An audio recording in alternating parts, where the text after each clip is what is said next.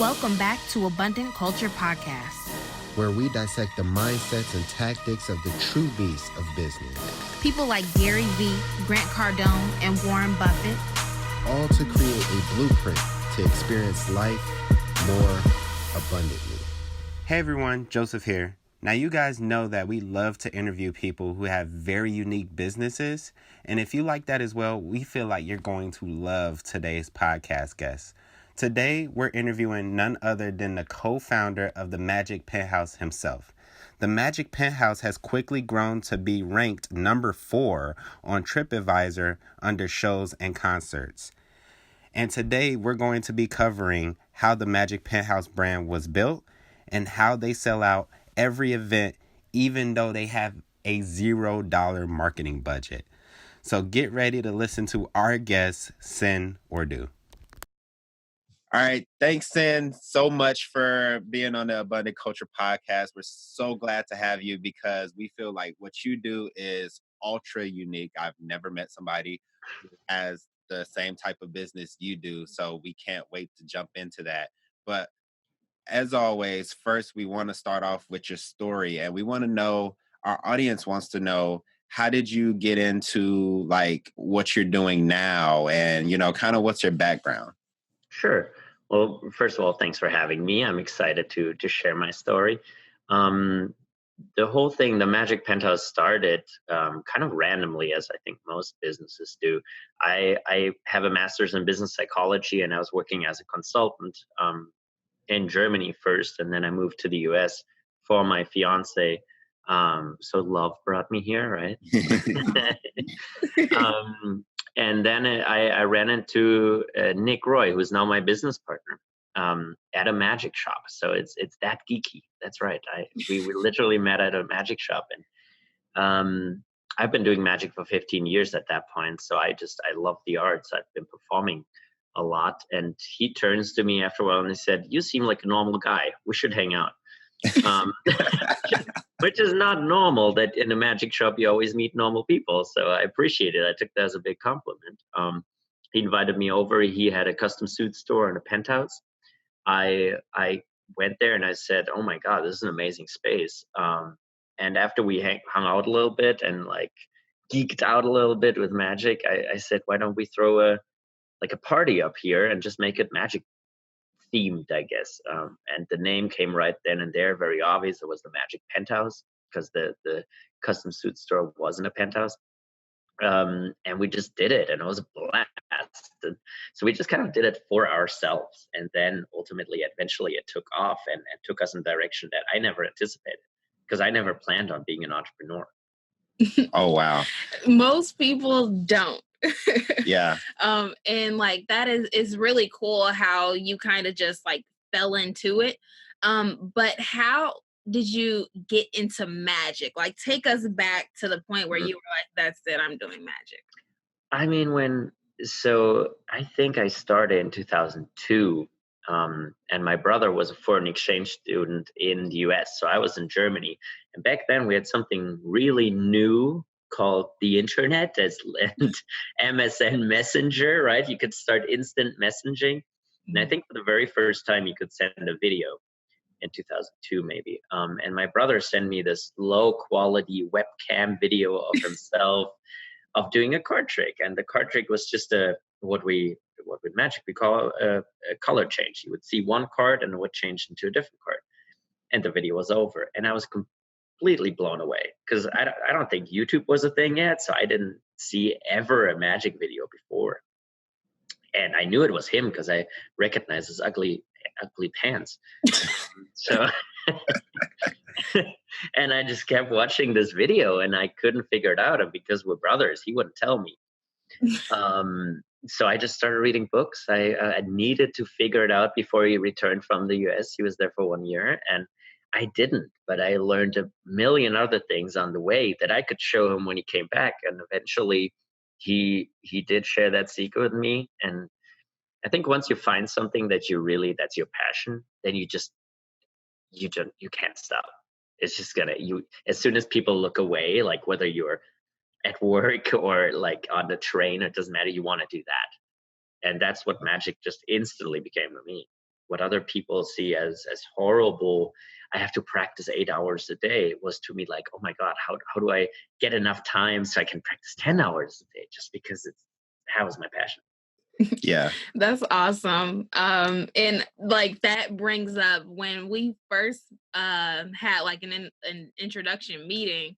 I remember you were sitting there playing with your cards before we even got there. Yeah. Yeah, no, I don't really leave my house without cards. In fact, I got them right here.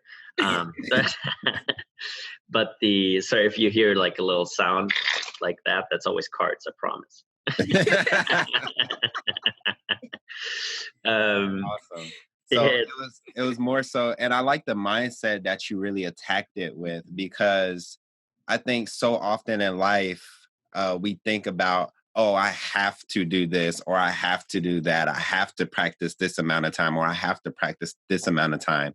And what I realize is what you said, which is what I think everybody should think about, their career is, oh, I get to practice for 8 hours a day.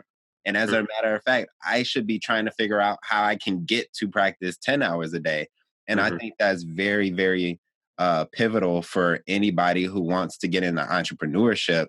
I would say if you can't do if the thing that you're trying to do, if you can't do that for 8 hours a day, and sometimes 10 or 12 or even, 14 sometimes, I would say that might not be the thing that you should be doing, because there are going to be days where like it's a grind, but when you love what you do, it doesn't feel like a grind, which is yeah.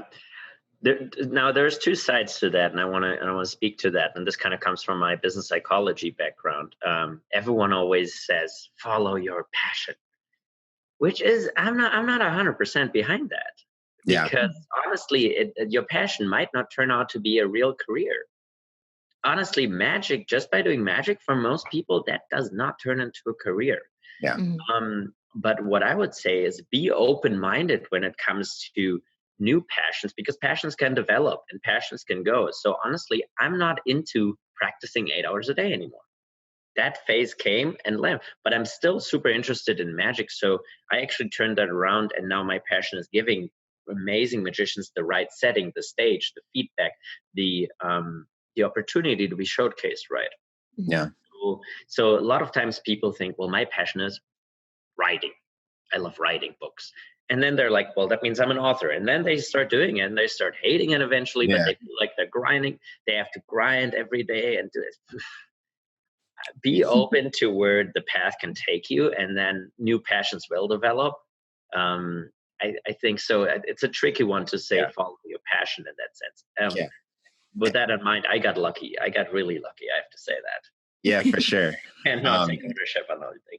Yeah, you're a really lucky guy. Yes. But I think this guy, I can't remember his first name, but I know his last name is Rowe. He was the guy on Dirty Jobs. Have you ever heard of that show? I think it came on. Yes, I actually heard about him in a podcast. Yeah, so this guy who was, the host of that show, what he always says is follow opportunity, but take your passion with you.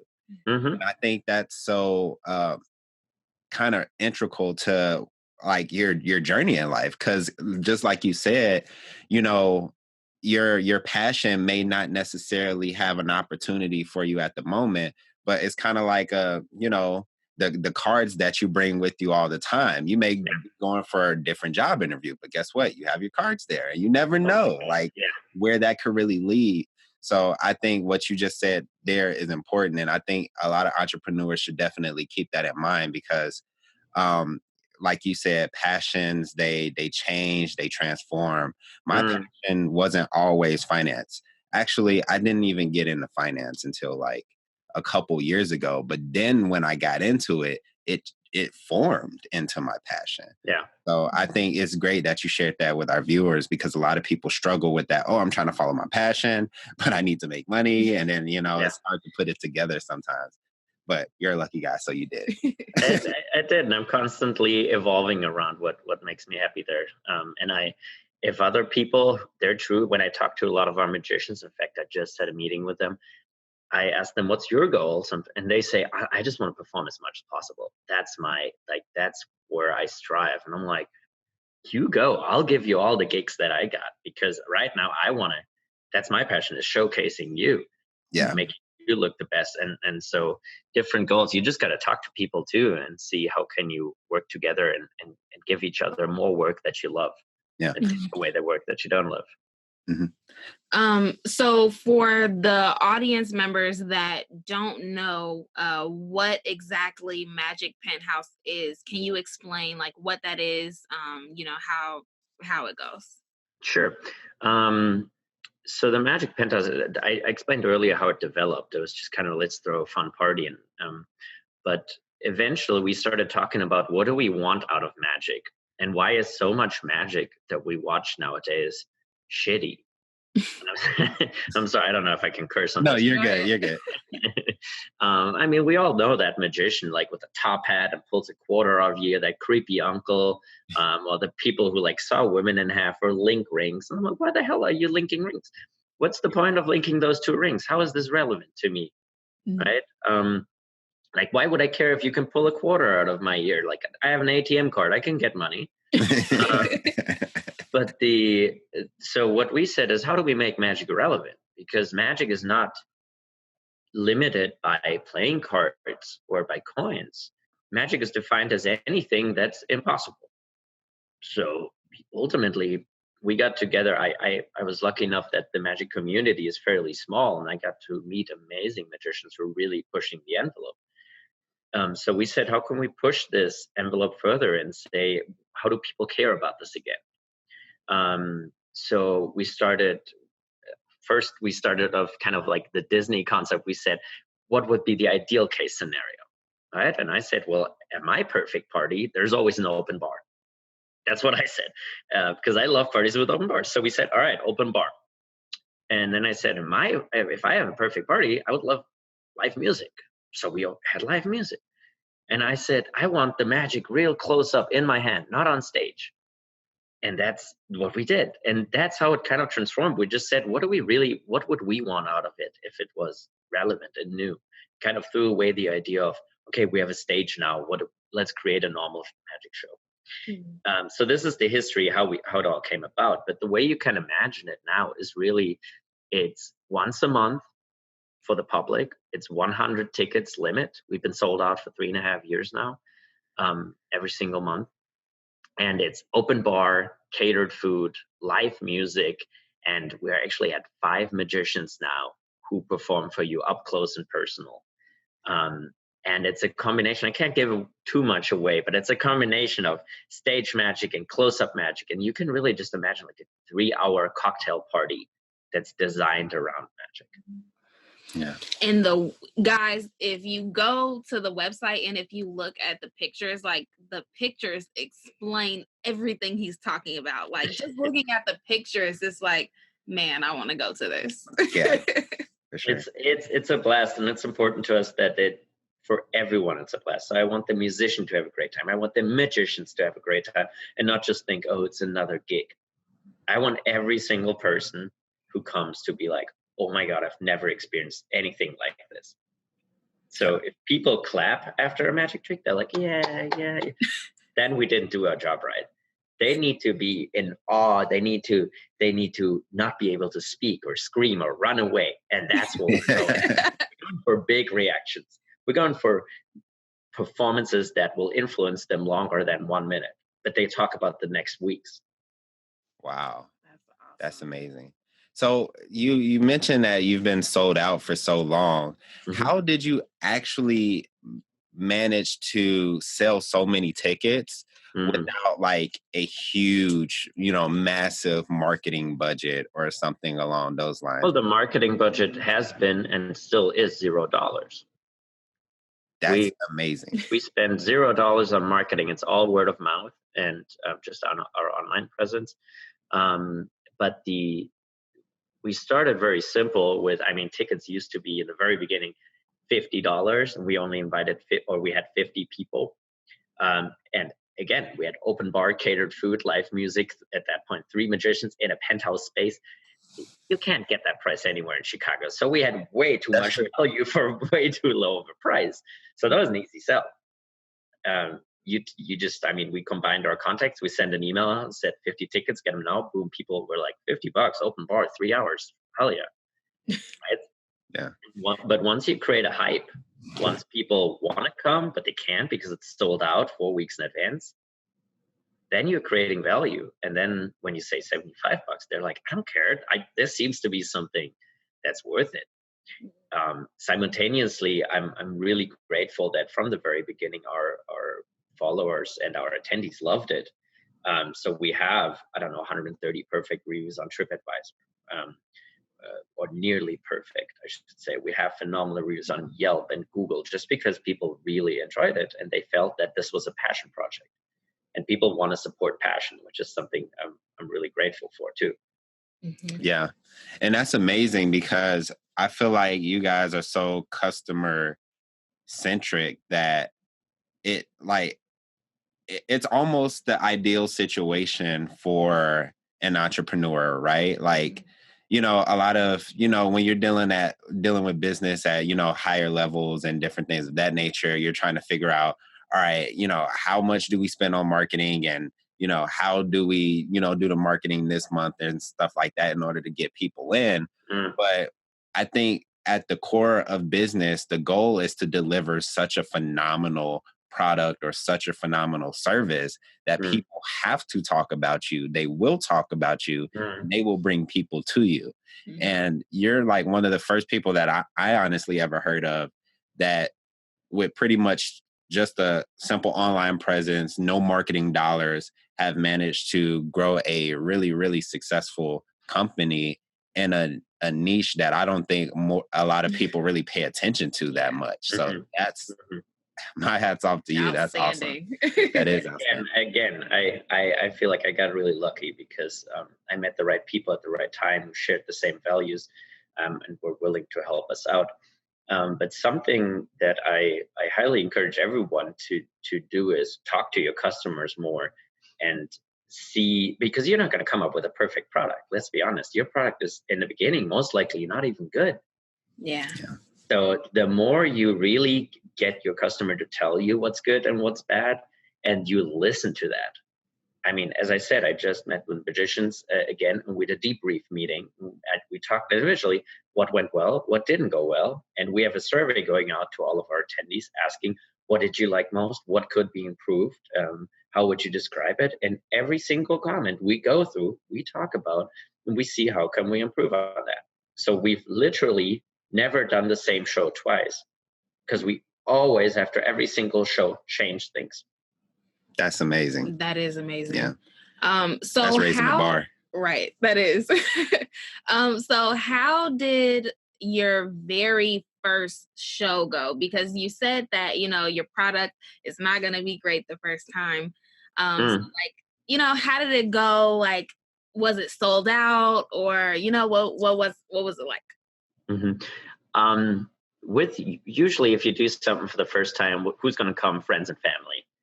So we had a safe harbor. I mean, 50 people, and if the magicians put it on their Facebook and they're like, hey, I'm doing this fun show at a penthouse, you should come. It's people who you know, so it's not super risky. Luckily, with magic, if you work with great magicians, if everything else isn't perfect, it's still amazing. Because how many people get to witness real good magic in their life? Very few. Yeah. Very few, because there's a lot of magic out there and there's not a lot of good magic out there. And I was lucky enough to run into the right people. They were willing to do this with us from the very beginning, and they've been professional. So I knew I have a hit already with the quality of performers. I mean, the fact that we were serving like drinks out of plastic cups, people can forget about that. They'll be like, well, but the magic was amazing. Let's forget about the cups. Yeah. However, that was something to me where I said, if I want to create the perfect event, I went to Costco and I bought classes. Right? I mean, that's how it has to go. But yeah, so it went really well. But obviously, I had a list of 25 things to improve after the first one. We tried to improve it, and it didn't work, and we did it again and again. And for 3.5 years, we've been doing that. And we just did it again. And I'm really excited for next month because we have something we've never tried before on September 6th. Really, really exciting. Awesome. Wow. So you, like, obviously you guys are very, centered around your customer and just delivering a phenomenal experience. Do you have an ideal customer in mind, or is it just like anybody who's really interested in magic? So there's two answers to that. Right now, we've only been talking about the monthly event that we do, right? We do once a month for the public, 100 tickets. An ideal customer for that does not exist because, I mean, ultimately, I'm really proud of our diversity. We have everything from 25-year-olds to, it's a 21 plus event. So it's from 25-year-olds to 70-year-olds in the room. Nice. I mean, it's such an open concept that they start talking to each other, and you always leave with knowing more people than when you came. So of course, when we talk about who do we want to attract and reach, and with our posts and what's our branding, we have to have someone in mind. And that's the only thing that we try to limit is someone who wants to have an experience out of the ordinary. So someone who's done it all, right? You've gone bowling, you've gone to concerts, you've done the helicopter tour here in Chicago, which is phenomenal. And you want to dress up, and this is a big part. We're creating an elegant experience. And how often do you get to, wear that dress that you bought years ago? That's so pretty for that wedding. We don't go to that many weddings, and then you don't want to wear the same stuff. Right. So Magic Penthouse really gives you an excuse in the US, which I think is much rare, to dress up and show your best outfit and be in company where everyone looks amazing. So this is kind of it sounds weird that we center it around who wants to dress up and experience something special, but because we have such a wide range of audience, I'm listening and I'm hearing it's attractive to anyone. Right. Nice. So this is one part of the answer. The other part of the answer is the rest of the month we do a ton of private events, and there we have to be much more specific. So the ideal customer is actually we have a name for her because business psychologist. So her name is Catherine Smith, and she works in HR and marketing for a pretty big company. I'm not going to go into details, but she does a lot of client appreciation events. That's 50% of what we do: holiday parties and client appreciation events. And she's looking for that next big thing, because their company has done it all too, right? We went to improv, we went to the Cubs game, we go bowling, but now they're looking for what's really going to impress my CEO who's traveled the world. And this is us. We're the only one of this event in, I want to say the world, but I'm definitely sure about the US. Yeah. I love that you just gave us your user persona, down to the name, because oh my God, we talked about that with Joe Martin when he was on, and then Benjamin Warzinski when he was on the podcast too. And we've been talking about this user persona, but this is the first time where somebody that's not in marketing is actually talking about her name is Catherine Smith. Oh yeah. We have a favorite drink for her. We have her age. We got what she's doing on the weekend when she's not at the Magic Penthouse. We know that she loves animals. If you go on our website, guess what? Under private events, there's a couple of animals at the bottom who are encouraging her to book a private event. We use that, and I think that's how you have to think. You have to think of everything. Yeah, very meticulous. Love it. Yeah. Your attention to detail is phenomenal. Yeah. So if somebody wanted to start a business surrounded by magic or in the magic industry, what should their steps really be? Or is there not really a path that you could follow in order to get started in something that's so artistic? What's your take on that? I mean, you have to create something new, because if you're duplicating something, and there's people who've been doing it for 5 or 10 years, why would they come to your show? There's really just a couple of reasons why people would do your product. Either it's better, so just higher quality, or it's uniquer, it has its own approach, or it's cheaper. I don't recommend people do the cheap route because I mean you're new in this industry. You're not going to be able to keep things cheap. You don't have the connections. You have high sunk costs, all that. Better quality, very subjective a lot of times. Very subjective. What's better? So you only really are left with a unique approach. So look in the market and say, what's something that's never done before that would be cool. And again, you're going to find that out by talking to people. Yeah. So if you take it to Magic, I'm just spitballing right now. Most Magic right now is on stage, or Magic Penthouse very close up in your hands. What if you bring back huge illusions? We're talking Harry Houdini hanging from the ceiling, going into a water tank, but you make that into a new concept that's very industrial. So people call, it's a secret location, and then it's just huge illusion. That would be pretty sick. I'm just thinking of that. I'm like, I'll go to that. That sounds pretty awesome.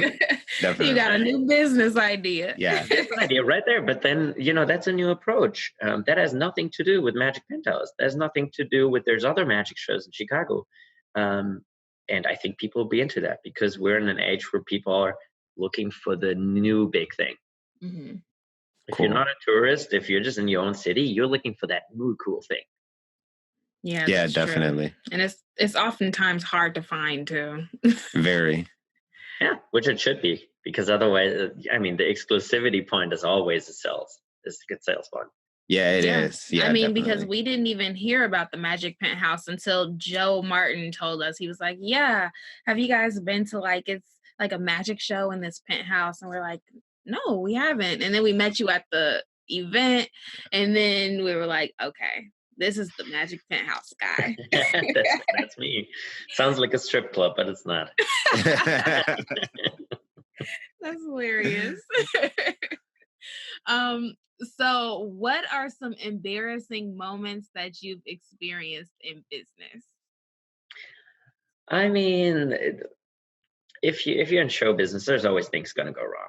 Mm-hmm. That's always the case. I remember, so we switched over a year and a half now from the penthouse in the Loop. We actually switched to a hotel because we want to up the quality. The hotel is just the only way to provide high quality drinks and food and service and staff. Yeah. And our very first show, January 2018 at the hotel, we had a young lady who had a little bit too much to drink. At the final show, she just walks up on stage and starts yelling at the magician. And there's 100 people watching at that point, all a little confused if she's part of the show, but she was not. But the magician decided to, because she was right in his face, he decided to lick her face. So that happened. And obviously we have 100 people outraged at that point, and we're trying to kind of save the situation. And, you got to apologize. And some people come up to me and say, oh my God, that was amazing. That woman was so annoying. Other people come like, are you kidding me? Are you licking your customer's face? And I'm like, oh my God. So, right, that's embarrassing. That's not ideal if you're talking about $150 ticket now. You don't want to be known for that. But we learn from it. We talk about it. We talk to the clients, and got to move on. Luckily, the customers have been forgiving for that. They still remember. Some people still remember. It became an improv show real quick. If you're a magician, you got to be good at improv anyway, because there's always things that happen. Someone drops a glass in the middle of your act or whatever. You got to be quick on your feet. Yeah. Would you say that's the number one skill a magician should have, or is there another skill that's really, really imperative to what you do? It depends on what kind of magician you are. If you're a, stage magician in Vegas in the 90s, you got to have that big actor feel, and your manipulation, your skills have to be perfect. And but if you're at the Magic Penthouse, the number one skill we're looking for is that magician authentic. because he or she is going to be talking to the clients, to the guests, one-on-one, and maybe he doesn't have to perform. Maybe they want to know how he got into magic. And if he's going to start, I got a old book from my grandpa on the, that's a fake story. We all know that fake story. Right. Tell us the real story. Who are you? How did you get into it? And if they're a normal person, then people start not just relating to that person, but also to their magic. And it's a cool person who can also do impossible things. So authenticity is a huge thing for us at the Magic Penthouse. Of course, the skill itself. I mean, you got years and tens of thousands of hours to practice your skill. That's a foundation. You can't be a professional magician if you didn't invest the time. And then the third thing is exactly what you're saying. This quick-wittedness. This is how you can tell great magicians apart from kind of amateurs. Amateurs know their routine perfect. But what happens if something doesn't happen perfectly? Then you got to adapt and still make it a hit. And that's the magicians I've seen and that we invite, they kill it even more when we have a heckler in the audience or something like that. That's my favorite part, really. That's awesome. That is awesome. And what is your overall vision for the Magic Penthouse? Because what we've taken so far is that it's super, super customer centric. So we know that you're always going to keep asking your customers for feedback, but do you want this to blow up, or, just what do you envision for the Magic Penthouse?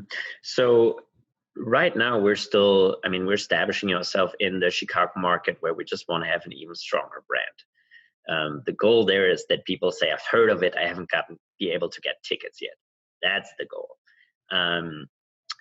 That's the Chicago market. And then we don't want to create one-offs. So I don't want to say, okay, well, now that Chicago works really well, I want to go to Detroit or New York and just do the Magic Penthouse there. Because that's not new. That's not original. Yeah. And then it's copying again. So the idea is, why don't we create something that the warehouse idea I was just talking about, that sounds amazing. I'm kind of thinking maybe do that. And that could be in the Chicago market. That could be somewhere else, just to reach a different audience.